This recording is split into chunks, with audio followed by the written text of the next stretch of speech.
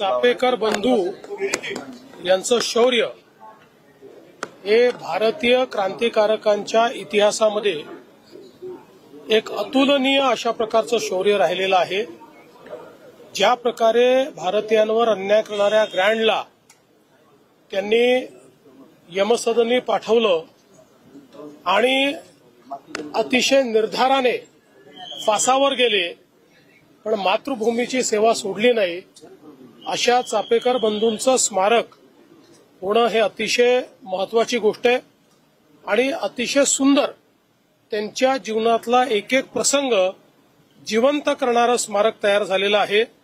मला असं वाटतं की प्रत्येक शालेय विद्यार्थ्याने हे स्मारक बघितलंच पाहिजे, कारण यातनं खूप मोठी प्रेरणा मिळणार आहे।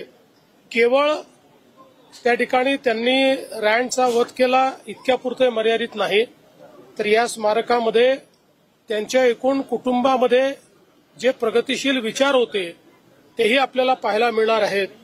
महिलांना किंवा विधवा महिलांना त्या ठिकाणी पूजेचा अधिकार असेल किंवा सती प्रथेच्या विरोधात जी काही त्यांची मतं होती आणि त्यात त्यांनी जी काही कारवाई केली, या सगळ्या गोष्टी या ठिकाणी पाहायला मिळतील। आणि एकूण जी रचना करण्यात आली आहे त्यात ज्या प्रकारे तंत्रज्ञानाचा उपयोग करण्यात आलेला आहे तो मला असं वाटतं अतिशय सुंदर आहे।